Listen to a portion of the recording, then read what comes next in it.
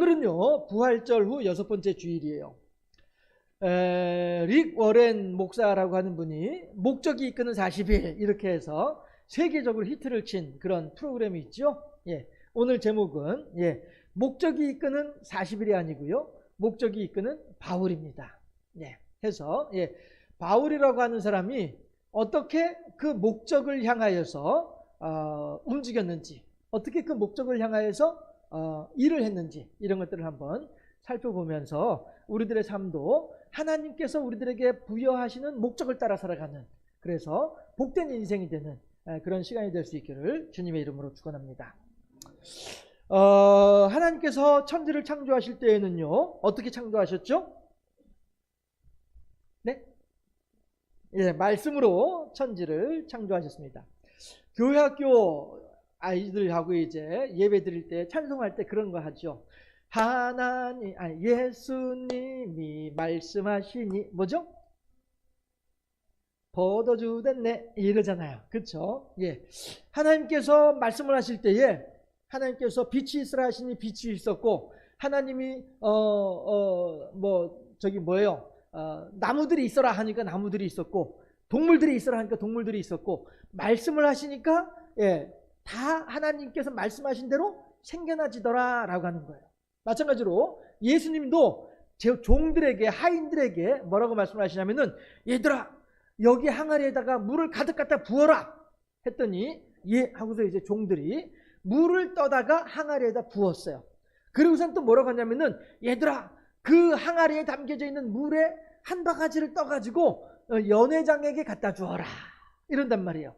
그랬더니 종들이 또 하고서 이제 그 물 항아리에 있는 물을 바가지로, 종지로 떠가지고 이거를 연회장에게 갖다 주었어요. 그랬는데 연회장이 그 종지에 있는 물을 마시고 난 뒤에 뭐라고 얘기를 해요? 이야, 너무너무 맛이 있는 포도주가 있구나 라고 얘기를 해요. 종들은 알죠.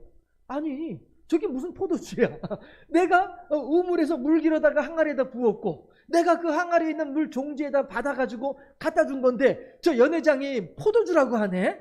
저 연회장이 아무래도 미쳤나? 요즘 왜 그 인터넷에 그 손할배 있죠? 그 젊은 여자 가수가 부른 노래 따라 불러가지고 유명해진 할아버지 한 분 계시죠? 그 가수가 부르던 노래 가사가 뭐예요? 내가 미쳤어, 내가 미쳤어 이러잖아요.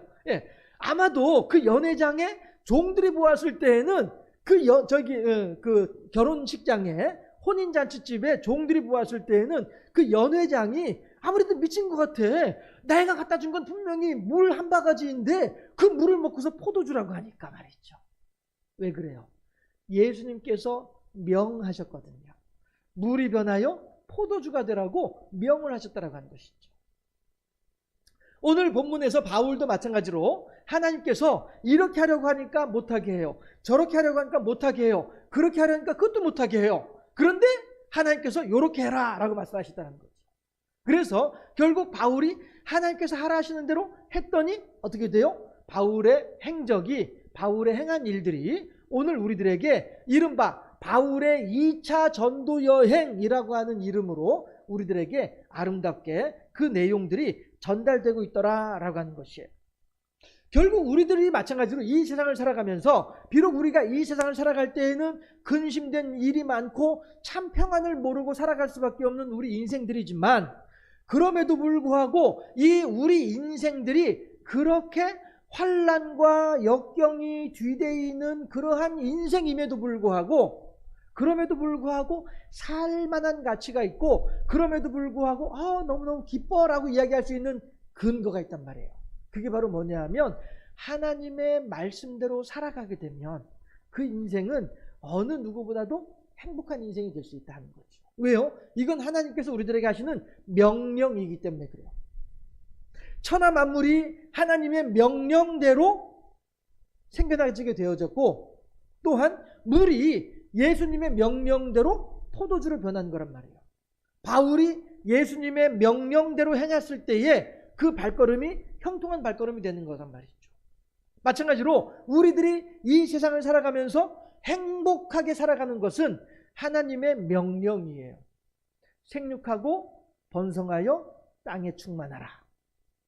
이 말씀 하나가 우리들을 향하여서 너희들은 땅을 다스리고 땅을 정복하라 라고 하시는 이 명령이 우리들로 하여금 이 세상을 살아가면서 행복하게 살라는 의미가 되는 거란 말이죠. 한번 얼른 생각을 해보도록 하십시다. 경기를 했어요. 이긴 사람이 행복해요? 진 사람이 행복해요? 당연히 이긴 사람이 행복하죠. 예, 한일전 저기 스포츠 경기 한국하고 일본하고 하게 되면은요, 예, 우리나라가 지면은요, 그냥 다들 그냥 막 이런단 말이에요. 근데 우리나라가 앞서가면은 와 이런단 말이에요. 지는 것보단 이기는 게 좋지. 그렇지 않습니까?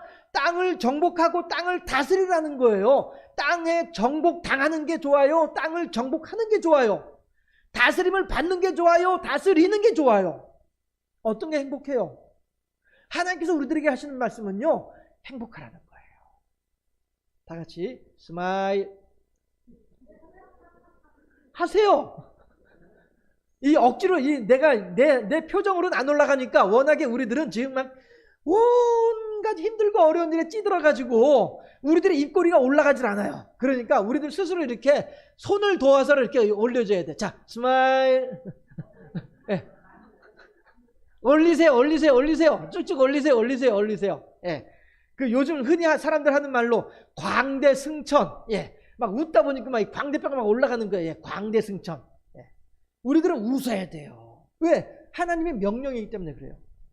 그런데 하나님께서 우리들에게 생육하고 번성하여 땅에 충만하라고 했는데, 정복하고 다스리라고 했는데, 그럼에도 불구하고 우리가 지질이 궁상으로 맨 그냥 우거지상을 하고 살면은 이거 하나님 뜻에 맞는 거예요? 틀린 거예요? 틀려요? 맞아요? 틀리죠. 틀리면 행복해요? 행복하지 못해요? 못한 거예요. 우리 모두 행복하게 삽시다. 옆에 있는 사람들한테 인사하시죠. 행복하게 사시기 바랍니다. 시작. 한 번 더. 내가 집사님을, 권사님을, 성도님을 축복했으니까 반드시 그대로 될 거예요. 시작. 왜 이러세요? 내가 축복했으니까 반드시 그렇게 될 겁니다. 시작. 할렐루야. 예, 그 사람을 향해서 진심으로 빌어준 사람은요, 본인이 받을 거예요. 예, 왜냐하면은 받는 사람부터가 믿지 않고 받고 있거든. 웃잔 얘기인데 너무 농담을 좀 이상하게 했나? 예, 아무튼 지간에 사실 우리들이 이 세상을 살면서 지금 이렇게 제가 이렇게 여러분들한테 막 억지로 그냥 막 웃으세요, 막 이렇게 웃는 얼굴 하세요, 막 이렇게 하면서 또 옆에 있는 사람들 축복하세요 하면서도 불구하고 제가 이 설교를 준비하면서도 그런 생각이 들더라고요. 참, 여보시오 목사님, 그게 말이 쉽지 그게 사실이 그렇게 되겠습니까? 이렇게 말씀하신 분들이, 말씀하실 만한 분들이 계시겠구나, 그런 생각을 제가 이 설교 준비하면서도 그런 생각을 했어요. 그래서 이 설교 이 주보의 뒤에도 보면은 그런 말이 나오잖아요.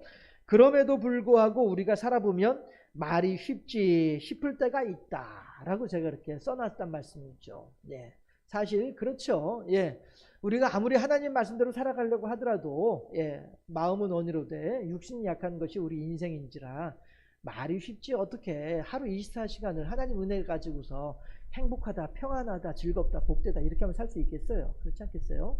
당장에 지금 내 허리가 아파오고 찌릿찌릿 아파오고 내 골반뼈가 지금 찌릿찌릿하고 내 발목이 지금 막 퉁퉁 부어가지고 걷지 못하겠고 이러는데 안 그래요? 그리고 또 갑자기 어디서 전화 와가지고 또 막 한바탕 해적기고 하면은 그 어디 24시간 이렇게 평안하고 행복할 수 있겠냐 하는 거예요. 그렇죠? 그게 우리들의 인생이더라 하는 것이죠. 이 말은 그만큼 우리가 믿음대로, 말씀대로 살아가기가 쉽지 않다는 것이죠. 그런데 그럼에도 불구하고 우리 고등학교 다닐 때에 국어 시간에 그 정호승 선생님이든가 아무튼 이제 그분이 쓴 시가 있었어요. 제목이 뭐냐면은 고지가 바로 적인데 라고 하는 시였었어요. 예. 고지가 바로 적인데 예에서 멈출 수 없다 라고 하는 그런 내용의 시였었고요. 그 중에 이런 내용도 있어요. 찢어지고 깨진 심장 한 조각이라도 들고 우리는 가야 한다. 이런 내용의 그런 이제 시가 있었습니다. 우리 신앙인으로 보았을 때, 물론 이제 그 시의 내용은 한국전쟁 때 있었던 그 전쟁의 한 장면을 가지고서 그렇게 이제 아름답게 시로 이제 만들어 놓은 작품이라고 그렇게 생각이 되어집니다만서도 우리 신앙인의 입장에서 보았을 때에 저는 신앙과 결부시켜서 그분의 시를 자주 이렇게 생각을 하고 했었어요. 아, 그렇다. 하나님께서 우리들에게 지금 보여주고 계시는 고지가 바로 저기인데 저 천성을 향해서 걸어가는 우리들의 발걸음이 고지가 바로 저긴데 바로 코앞에 있는데 이 코앞에서 우리가 그 고지를 포기하면은 점령하지 못하게 되면 도달하지 못하게 되면 무슨 소용이 있겠냐는 거예요. 지금까지 고생했던 것들이 다 헛수고가 되지 않겠냐라고 하는 것이죠. 해서 우리들이 비록 맞아요. 말이야 쉽지. 맞습니다. 믿음대로 살아가기 말이야 쉽지. 감사하며 살아가기 말이야 쉽지. 하나님 은혜를 생각하면서 살아가기 아이 그거야 당신이 목사니까 그렇게 말하는 거지. 그럴 수 있습니다. 그러나 그럼에도 불구하고 따라합시다. 고지가 바로 저긴데 고지가 바로 저긴데 여기서 포기하면은 지금까지 고생했던 것들이 다 도루묵이 돼버린다니까요. 그러니 어떻게 해요? 지금까지 해놓은 것이 아까워서라도 그 조그만 한 서너 걸음만 더 가면 되는데 한 10m 정도만 더 가면 되는데 그거를 못 가면 되겠냐 하는 거예요. 그렇지 않습니까? 한 번 더 옆에 있는 사람들한테 이렇게 인사하실까요? 힘냅시다. 믿음으로 살기로 힘냅시다. 할렐루야. 그렇게 할 때에 우리들의 삶이 더욱더 행복하고 복된 인생이 된다는 것이죠. 한번 생각을 해보세요. 백부장이 예수님한테 와가지고 예수님 내 종이 지금 병에 걸려서 너무너무 고통스러워해요. 예수님 내 종이 고통스러워하는 모습을 보기가 너무너무 안타까워요. 내 종의 병을 좀 고쳐주시기를 바랍니다 라고 백부장이 예수님에게 간청을 해요. 그랬더니 예수님께서 말씀하시기를 오냐 그래 너희 집으로 지금 당장 가자. 네가 그렇게 너의 종을 긍휼히 여기는 그 마음이 너무너무 가상하구나. 내가 다른 스케줄 있지만은 그거 다 포기하고 내가 너희 집에 먼저 가서 너희 종의 병을 먼저 고쳐주겠노라 하면서 얼른 가자 하고 나서는데 백부장이 뭐라고요? 아니요 예수님 굳이 예수님 가실 필요 없습니다. 그 다음에 뭐라고요? 저도 백부장으로서 제 밑에 부하들이 100명이 있어요. 100명의 부하들더러 말로만 저리 가거라 하면 저리 가고 이리 오너라 하면 이리 옵니다. 하다못해 저의 부하들도 저의 명령대로 순종을 하고 있는데 예수님 뭐 굳이 우리 집에까지 오실 필요 없습니다. 너무너무 누추한 곳이니까 거기까지 어떻게 오시라고 하겠어요. 예수님께서 그냥 내 종에게 붙어있는 병마에게 명령만 하시면 그 병마가 떠나갈 줄로 믿습니다. 이게 백부장의 믿음이었단 말이죠. 그렇죠? 내 하인이 병에 들어서 끙끙 신음하면서 앓고 있는 모습을 바라보기는 너무너무 힘들어요. 불과 우리 집에서 예수님 계신 곳까지 이제 그땐 걸어오니까요. 아마도 하루나 이틀, 적어도 이틀 이상은 걸어왔을 것으로 짐작이 되어져요. 그렇게 걸어오면서도 늘 마음속에는 어떤 게 있어요. 아이고 우리 종이 끙끙 앓고 있는 그 모습이 막 그냥 떠나질 않아. 종을 그만큼 사랑하고 종을 그렇게 긍휼히 여기는 아름다운 마음씨를 가진 주인이었단 말이죠. 이러한 그 종을 향한 근심은 분명히 있습니다. 그럼에도 불구하고 예수님을 만나러 가는 그 발걸음은 어떤 발걸음이에요? 죽지 못해서 어거지로 가는 발걸음이었습니까? 아니죠. 소망의 발걸음이었잖아요. 그렇죠? 내 종을 향한 근심 덩어리는 여전히 내 등 뒤에 들고 있으면서도 불구하고 지고 있으면서도 불구하고 예수님을 향해서 갈아가는 그 발걸음은 더욱더 희망찬 발걸음이었다는 것이죠. 우리들의 믿음이 이러한 백부장의 믿음으로 살아갈 수 있을 때에 그 사람이 진정한 행복자란 말씀이에요. 가슴에 손을 얹으시고 나는 행복합니다. 왜요? 근심 덩어리는 내 등 뒤에 있지만은 내 가슴에 뭐가 있어요? 하나님이 계시니까. 이런 게 행복하다는 말씀이죠. 근심 덩어리 내 등 뒤에 여전히 있어요. 그 무거운 짐을 나 홀로 지고 견디다.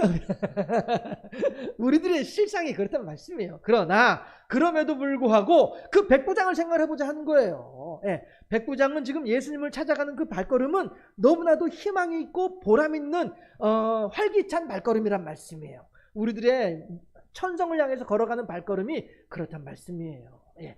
아이고 목사님 내 발목 아파서 더 이상 못 가겠어요. 예. 그래도 가야 되는 거예요. 아픈 발목을 끌고서라도 가야 돼요. 가슴 한가득 어떻게 해요? 하나님을 향한 믿음을 담고서. 예. 그럴 때에 그 사람이 진정으로 행복한 인생이 된다는 말씀이죠. 그런데 아이고 나 종이 너무너무 아파하는 거 보니까 내 더 이상 못 가겠어. 나 도리어 종한테 가가지고 내 종 옆에서 물수건이라도 이렇게 얹어주고 아이고 참말로 진짜 얼음수건이 그립다.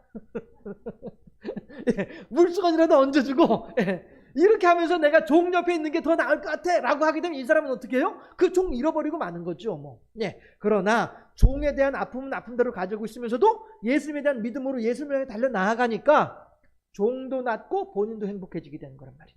이게 뭐예요? 일거양득. 도랑치고 가재 잡고 마당 쓸고 동전 줍고 예. 종이 낫고 내가 행복해지고 이게 하나님을 향해서 걸어가는 우리들의 발걸음인 줄로 믿습니다. 우리 모두 천성을 향하여서 아름다운 발걸음들을 날마다 힘있게 옮기는 승리하는 하나님의 사람들이 될 수 있기를 주님의 이름으로 축원합니다. 주님 뜻대로 행하면서 날마다 행복한 우리 모두가 될 수 있기를 주님의 이름으로 축원합니다. 할렐루야. 야, 이제 이 호흡이 맞아떨어져 가네. 손발이 맞아떨어져 가네. 예, 해서 예. 마치 병이 났을 때 아이고 나 밥맛 없어. 밥 안 먹을란다. 하게 되면은 병이 낫나요? 도리어 더 깊어지겠죠. 그렇죠? 막 모래알을 씹는 것처럼 느껴지더라도 밥을 먹음으로써 병을 이길 수 있는 힘을 몸이 얻을 수 있는 것처럼 말이죠. 예. 하나님의 말씀대로 살기가 어렵긴 어렵습니다. 그렇지만 어렵다고 포기하게 되면은요, 우리는 하나님으로부터 더 멀어지기만 할 뿐이라는 사실이죠. 예. 이런 간단한 영적인 원리만 보더라도 아이고 그 말이 쉽지 목사니까 그렇게 말을 하는 거지 실제로 살아봐 당신은 내 형편이 안 돼서 몰라 라고 말씀을 하시게 되면 늘 그냥 말 그대로 욕모양 욕골로 살 수밖에 없는 거예요. 그렇지만 예, 목사가 여러분들에게 전해드린 이 말을 들으면서 아 그래 맞다 하나님의 말씀이 그렇지 내가 한 번 더 힘을 내보자 일어나 보자 하는 사람들은 어떻게 돼요? 더 이상 고생 끝 행복 시작이여 인생이 시작될 수 있다는 것이죠. 네. 하나님의 말씀대로 살기가 어려운 것은 믿음이 없어서이기도 합니다. 믿음이 약해서이기도 합니다. 그렇지만 또 한 가지 우리가 오늘 아직까지 생각해보지 않았던 또 하나의 이유가 있어요. 하나님의 말씀대로 살기 어려운 이유는요. 첫 번째는 믿음이 없어서이지만은 두 번째는 과연 무엇이 하나님의 뜻인지 모르고 있다 보니 하나님의 말씀대로 살기가 어려운 그런 때도 있습니다. 제가 한 번씩 여러분들한테 불러드리는 옛날 노래 있잖아요. 이리 갈까 저리 갈까 그 다음 뭐죠? 차라리 돌아 이 삼각지 로타리에서 헤맬 수밖에 없는 것이 이게 인생이란 말이에요. 과연 하나님께서 나한테 이걸 원하실지 저걸 원하실지 아니면 돌아가는 것을 원하실지 뭘 원하시는지 모르다 보니 우리가 하나님 뜻대로 살기가 어려운 그런 상황들을 맞이하게 된다는 거죠. 그럴 때에 한 번 더 따라 합시다. 목적이 이끄는 바울. 우리들의 삶에 목적이 분명하게 되면 하나님의 뜻도 우리들 앞에 자연스럽게 드러나지게 된다는 것이죠. 그림 한번 보여줘 보시겠어요?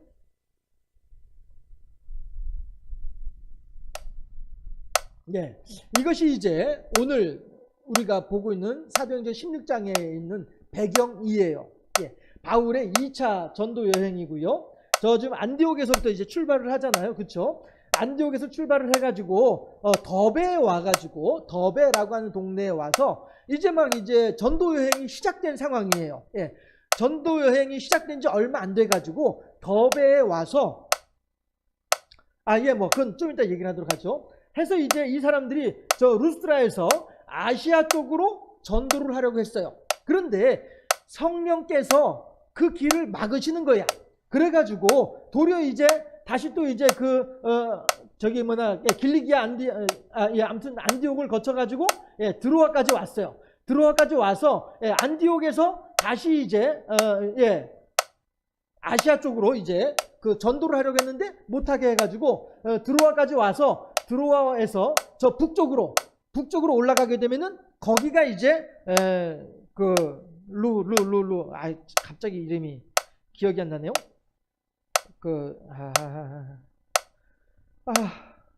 본문을 봅시다.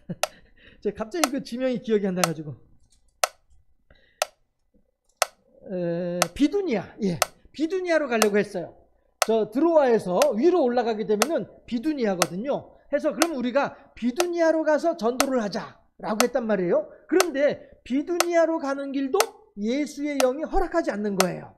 그래서 어떻게 하면 좋을까 하는데 저 드로아에서 꿈을 꾸게 되는 거죠. 어떤 꿈을 꿔요? 그 옆에 있는 동네 마게도냐. 저기가 이제 그림에서는 화살표 색깔 때문에 잘 보이지 않지만은 바다거든요. 바다 건너 마게도냐로 들어가는 마게도냐인데 그 마게도냐 사람이 손짓을 하면서 바울에게 손짓을 하는 그런 환상을 보는 거예요. 꿈을 꾸는 거예요. 그래서 바울이 그 다음날 아침에 일어나서 오늘 본문 10절에 보니까 아무래도 하나님께서 우리들더러 마게도냐로 가라고 말씀하시는 것 같다라고 바울 선교팀하고 의논을 하고서 바울은 마게도냐까지 갈 생각을 하지 아니하고 그냥 아시아에서 전도하고 말려고 했어요. 그런데 아시아의 전도길이 막히니까 이번에는 비두니아로 가서 거기에서 전도를 하려고 했어요. 그런데 거기에 전도길도 막히는 거예요. 아시아에도 안 믿는 사람들이 많고 비두니아에도 안 믿는 사람들이 많아요. 그럼에도 불구하고 하나님께서 거기에 전도의 길을 막으시는 거예요. 그러더니 하시는 말씀이 환상 중에 마게도냐 사람들이 우리에게 와서 우리를 좀 도와달라라고 하는 얘기를 들으면서 왜 우리가 아시아에서 전도길이 막히고 왜 우리가 비두니아로 가려고 하니까 예수의 영이 허락하지 않은지를 이제 알 것 같다. 하나님께서 우리들더러 마게도냐로 가라고 하신 모양이다. 라고 해서 마게도냐로 가서 마게도냐에 저렇게 돌아가지고 그 고린도까지 밑으로 고린도 갱그레아까지 내려와가지고 거기에서 이제 다시 에베소로 가게 되는 거예요. 그러니까 다시 말해서 에베소로 들어가게 된 것은 에베소가 이제 그 아시아에 있는 지역이란 말이에요. 그러니 아시아의 전도도 했어요. 나중에 아시아의 지역에 대한 전도도 했고 그 다음에 제 비두니아 같은 경우에도요. 성경에는 나와 있지 않지만은 약 70년경에 AD 70년경에 비두니아의 총독이 그 당시에 비두니아를 다스리는 총독이 그 당시에 로마 황제에게 보낸 편지가 있는데 그 편지에 보면은 뭐라고 하냐면은 53년도부터 지금 70년도까지 한 17년 동안 많은 사람들이 기독교인이 되었습니다. 라고 하는 그런 내용의 편지가 있어요. 그런 걸 보면 바울이 비록 비두니아로 가려고 했지만은 하나님께서 바울의 발걸음은 막으셨어요. 그러나 성경엔 나와 있지 않지만은 어떤 다른 사람들이 비두니아로 갔어요. 그러니까 다시 말해서 하나님께서 아시아에 전도하는 길을 막으셨던 것은 아시아를 미워서 포기해서 전도하지 못하게 하신 것이 아니었고요. 비두니아의 전도길도 막으신 이유는 비두니아가 미워서 그렇게 하신 것이 아니었다는 거예요. 다만 바울에게 너의 할 일은 마게도냐야. 너의 할 일은 유럽이야. 아시아나 비두니아는 내가 다른 사람들한테 맡길 테니까 너는 유럽으로 건너가. 이게 하나님께서 바울에게 주시는 목적이었다는 거죠. 그리고 바울도 마찬가지로 그렇게 자기의 목적을 따라서 바울의 목적은 뭐였어요? 오직 복음 전도. 이게 바울의 목적이었잖아요. 그렇죠? 예수님께서 하신 말씀처럼 내가 너희들에게 마지막으로 명하노니 너희가 온 유대와 사마리아와 땅끝까지 이르러 나의 증인이 될 것이다.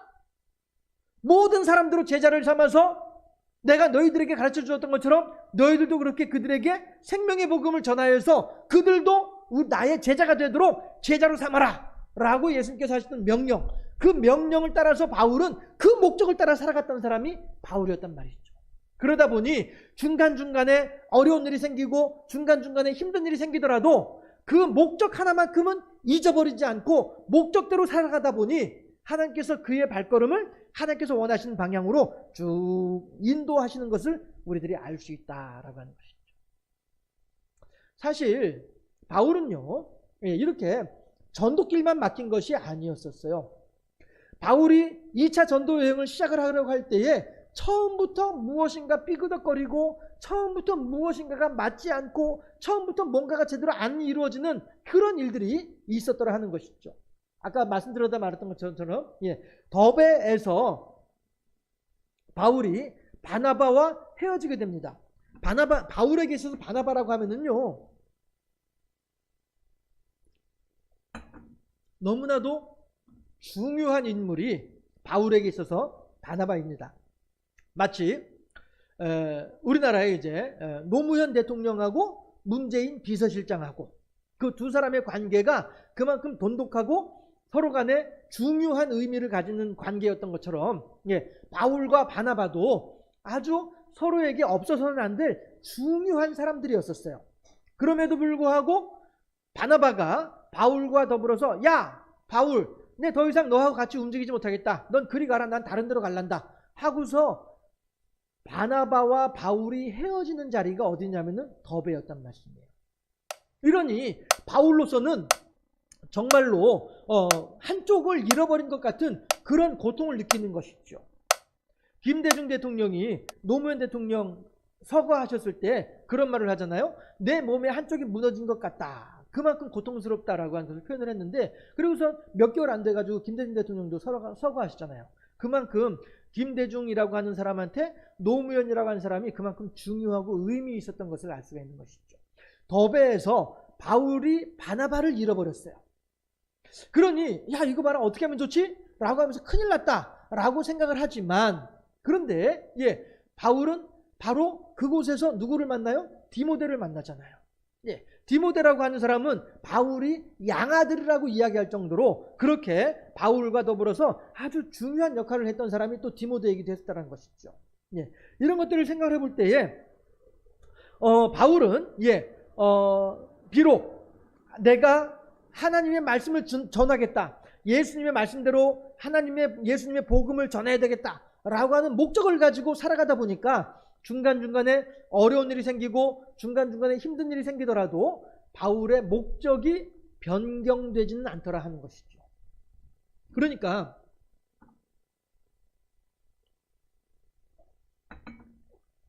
그렇게 바울은 스스로가 그래 내가 할 일은 이것이야 라고 하는 것을 알고 있다 보니 중간에 이런 일이 생겨도 중간에 저런 일이 생겨도 좌절하지 않고 포기하지 않고 고지가 바로 저긴데 예서 멈출 수는 없다 하는 그 마음처럼 그렇게 끝까지 내가 어떻게든 하나님의 은혜의 복음을 증거하는 일을 위하여서는 나의 생명을 조금도 아깝게 여기지 아니하노라 라고 하는 그 정신으로 하나님 말씀을 증거하려고 그렇게 하다 보니 결국 하나님께서 바울의 길을 아시아에서 비두니아에서 다시 마게도냐로, 유럽으로 이렇게 바울의 발걸음을 인도하시는 것을 볼 수 있다라고 하는 것이죠.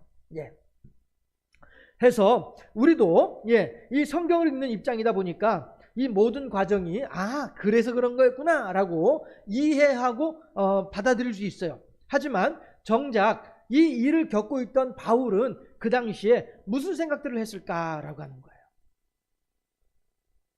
바울이 결과론적으로는 목적을 가지고 사는 사람이다 보니까 이겼습니다만은 그 순간순간의 바울은 어떠했을까? 바나바와 헤어지는 그 순간에 바울은 얼마나 큰 상실감을 가졌을까라고 하는 것이죠. 정작 어려운 일을 겪을 때에 보통 사람들은 어떻게 생각하기 쉬우냐면은 아이고 내가 하는 일이 뭐 다 그렇지 뭐 이렇게 자존감이 낮은 사람들은 그렇게 생각하기 쉽습니다. 그러니 우리 속담에도 그런 얘기 있잖아요. 뒤로 자빠져도 뭐라고요? 코가 깨진다고 하잖아요. 어떤 사람이 그래요? 어떤 사람이 뒤로 자빠져도 코가 깨져요? 재수없는 사람이. 우리 속담이 그거잖아요. 그렇죠? 그게 그 말이 잘못됐다 맞았다 틀렸다 뭐 이런 얘기를 하는 것이 아니고요. 자존감이 낮은 사람들은 그렇게 생각한단 말이에요. 에이구 내가 뭐 그렇지 뭐 아이고 내가 하는 일이 다 그렇지 뭐. 예, 이렇게 생각한단 말이에요. 이게 자존감이 낮은 사람들이 그렇게 생각을 하는 거란 말씀이죠. 하지만은 바울은 그렇게 낮은 자존감을 가지고 실망하고 절망할 법한 그런 일들을 만났을 때에도 마찬가지로 오직 그래 내가 비록 지금은 힘들지만 내 목적은 저거야, 내 목적은 저기야, 내가 할 일은 저거야 라고 하는 그것에 투철한 어떤 그런 사명감을 가지고 있었기 때문에 내가 깨지고 찢어지고 남은 한 조각, 심장 한 조각만 있다 할지라도 그 심장을 들고서라도 내가 가야 할 곳이 바로 저 고지다 라고 하는 것처럼 우리들도 그렇게 하나님의 말씀을 증거하고자 하는 그 목적 하나만을 가지고 살아간다고 한다면, 즉 오늘 우리들에게 있어서는 바울은 하나님의 목적을 증거하는, 하나님의 말씀을 증거하는 목적으로 살아갔고, 오늘 우리들은 하나님의 뜻대로 살아가고자 하는 그 목적을 가지고 우리가 살아간다고 한다면, 비록 우리가 과연 이게 하나님 뜻일까? 저게 하나님 뜻일까? 헷갈릴 수 있겠으나, 또 이리 가는 것이 하나님께 맞는 것인지 저리 가는 것이 하나님께 맞는 것인지 혼란스러울 수도 있겠으나, 그럼에도 불구하고 우리가 오직 주님께 영광 돌려드리는 삶을 살겠습니다, 오직 여호와 제일주의 신앙으로 살아가겠습니다 라고 하는 그런 분명한 목적을 가지고 살아간다고 한다면, 우리들은 바울처럼 나 아시아로 갈 거야, 하나님은 유럽으로 가라고 하는데 나 아시아로 갈 거야, 또 바울은 나 비두니아로 갈 거야, 이렇게 엉뚱한 곳을 헤매는 것처럼 여겨질지언정 하나님께서는 하나님의 말씀을 증거하고자 하는 목적에 투철했던 바울이었기 때문에 이리 가는 것을 이렇게 인도해 주시고 저리 가는 것을 이렇게 바꿔 주셔서 결국에는 유럽까지, 하나님께서 원하시는 곳까지 인도하시는 것처럼 우리들도 마찬가지로 우리들이 살아가는 인생길에서 하나님께서 내게 원하신 바가 무엇인지 우리들은 잘 모르겠어요 라고 해서 내가 과연 어떻게 하는 것이 하나님 뜻에 합당할지 모르겠어요 헷갈릴 때에라도, 그럼에도 불구하고 하나님 내가 비록 헷갈리는 인생이지만은 그럼에도 불구하고 하나님 뜻대로 살아가겠습니다 라고 하는 목적 하나만 가지고 있으면, 우리가 때로는 이렇게 헛발질하고 때로는 저렇게 헛발질하는 한이 있더라도 결국에는 하나님께서 원하신 그곳까지 우리들이 도착하게 될 것이다 하는 사실이죠. 이 목적을 가지고 우리가 살아가야만 하겠다라고 하는 거예요. 믿음이 있고 없고의 수준은 이제 우리들은 벗어났잖아요. 우리들은 다 믿음을 가지고 있는 사람들이잖아요. 하나님의 말씀대로 살아가는 것이 행복하다라고 하는 사실을 우리들은 알고 있잖아요. 이것이 원리고 이게 원칙이다 하는 것을 우리들은 알고 있습니다. 수학 성적이 좋으려면은 공식대로 하면은 수학 성적이 좋아져요. 그런데 공식대로 하지 않다 보면은 수학 성적이 좋아질 수가 없는 거거든요. 마찬가지로 신앙도 마찬가지예요. 우리들이 하나님의 말씀대로 우리가 하나님 은혜 가운데서 행복하게 살아가려면은요, 하나님 뜻대로 살아가는 것이 공식이에요. 그런데 우리들은 이 믿음이라고 하는 거는 수학 시험 보는 거하고는 달라가지고 그냥 그래 내가 하나님 뜻대로 살아가야 돼 라고 하는 것을 안다고 해서 뜻대로 살아갈 수 있는 게 아니더라 하는 것이죠. 어떻게 해야 내가 뜻대로 살아갈 수 있지? 어떻게 해야 내가 하나님께 영광 돌리며 살아갈 수 있지? 그 길을 우리들이 헷갈리더라 하는 것이죠. 그러나 오늘 본문에서 바울은 비록 헷갈리지만은 그럼에도 불구하고 목적 하나만큼은 분명히 가지고 있다 보니 하나님께서 여러 번 헷갈리면서도 결국엔 거기까지 인도하시더라 하는 사실입니다. 우리들이 이렇게 하나님의 뜻대로 살아가는, 우리들이 하나님의 영광이라고 하는 목적을 따라 살아가는 그런 인생이 되어질 때에 바울이 하나님께 아름다운 그 발자취를 남겼던 것처럼 우리 또한 우리의 후손들에게 아름다운 발자취를 남기는 복된 인생이 될 줄로 믿습니다. 우리들의 목적이 무엇입니까? 여러분들의 삶의 목적이 무엇입니까? 로또 복권 당첨되는 것이 여러분들의 목적인가요? 잘 먹고 잘 사는 것이 여러분들의 목적인가요? 자식들 잘 되는 것이 여러분들의 목적인가요? 아닙니다. 오직 주께 영광, 오직 하나님의 말씀대로, 이것이 우리들의 목적이 되어질 때에, 그 목적에 충실하게 될 때에 하나님께서는 우리들의 삶을 더욱더 복되고 형통한 삶으로 바꾸어 주실 줄로 믿습니다.